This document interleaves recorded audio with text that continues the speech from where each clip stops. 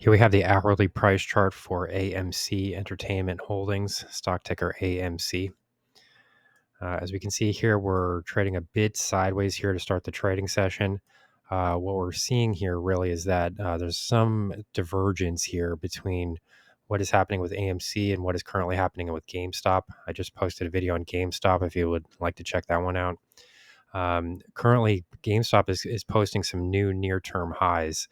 And I do think that that could help to bring some support to AMC here relatively soon. We are looking at some downside support levels that come in at roughly 515. The price low from July 11th came in at 514. We could start to see some support here, roughly 10 or 11 cents below where prices are currently trading. And this could continue as long as we are seeing upside price movement in GameStop. I mean, these stocks tend to track one another. For the most part, that's not always true. But for the most part, that does tend to happen. And overall, the current price structures that I'm looking at in both of these stocks are relatively similar.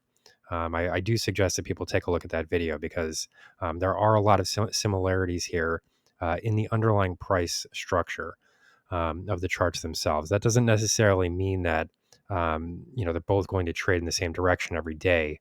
But for the most part, the broader trajectory here does tend to focus on similar directions. So currently, we are seeing a bit of an underperformance here with AMC in relation to GameStop. But the 100 period exponential moving average is starting to rise quite quickly. That's this purple line here. And it does coincide roughly with this 515 support zone.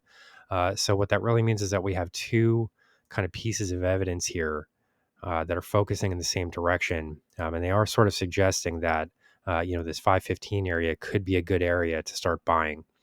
That said, one area for concern that I would point to would be the fact that we're starting to see a bit of a series of lower highs here on the hourly chart. So it's not, the hourly chart is not really a short-term time frame. That would be more like the 5-minute chart or the 15-minute chart or something like that.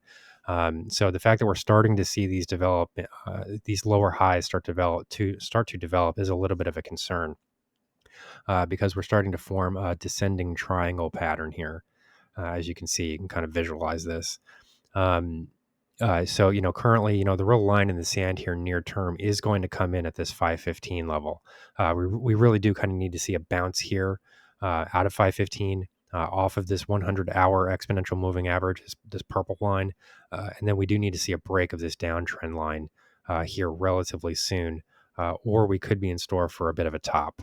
However, overall, I am still looking at this stock favorably because as we can see here, the underlying momentum in share prices, as measured by the relative strength index, does continue to support the outlook for positive momentum. We have not seen a downside break here. I would be a little bit more concerned here if this trend line starts to break, but we're not there yet. We haven't seen that happen yet. And for the most part, we're trying to establish support levels at higher and higher levels. So this is really the question that needs to be asked here. Will we continue to find support zones at higher and higher levels and start to take this, stair step fashion higher in share prices? So currently, the exponential moving averages are pointed in the upward direction. That is a positive. But for the most part, we're kind of seeing trading volumes here kind of decline a bit. So in my view, what this really means is that we're kind of seeing a decline in trading volumes themselves, trading activity itself. I wouldn't really be pointing so much to the decline in share prices as much as I would be pointing to the decline in trading volumes. There just doesn't seem to be very much activity going on at the moment. If we do start to see some more significant declines in some other stocks, I think that could start to change. Downside price movements tend to accelerate quite quickly. And if we do see, for example, major support levels start to break with NVIDIA stock, or Apple perhaps, then we could start to see more buying activity enter into the market as a whole. And then I do think that would probably support the overall picture here because most of the momentum is still focused in the positive direction. This is probably the primary concern here. The fact that trading volumes are so low. This really just means that nobody, like, there's a lack of interest right now in this stock. So I would think that this could start to occur if we start to see some other major headlines develop. One area where that could develop, ironically, strangely, is with Meta Platforms, the Facebook parent company. That stock has taken a major dive recently, and is really ready to start breaking through some major support levels. I just released a video on that, and I do think that is kind of an underreported story at the moment. And if we do see a break in that stock of the 490 level, $493 is really the support level there. I think that we could start to see some downside acceleration in share price activity. I don't think that would necessarily be a downside for AMC. Many people do start to bring money back into the market when there are major declines like that in a Mag 7 stock. So I actually do think that would be one story to watch as far as trying to determine whether or not these depressed trading volumes are going to start to turn around here. I think this is the main issue. I think this is why you're seeing a decline in share prices. It's kind of a drift lower.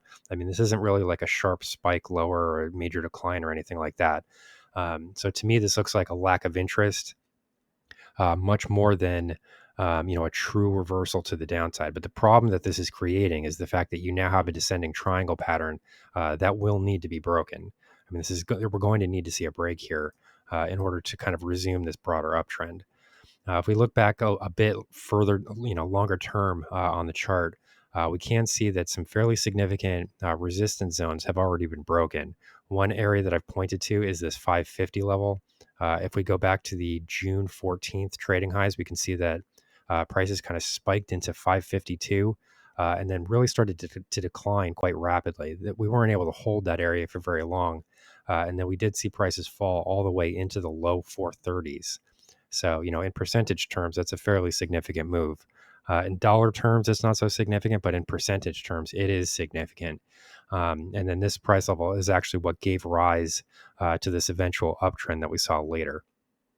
So I do think that this break of the 550 level is significant because we saw an upside break and a close above this level on an hourly basis. You can see that in this big green candle here.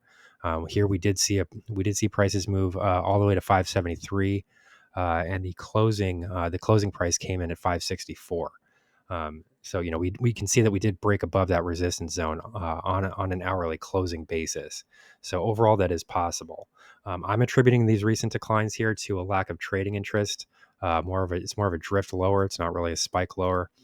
So I think that we're probably going to need to see some other stories develop in the market to try to boost trading activity, and then I think that could probably start to bring some more buying activity back into this stock.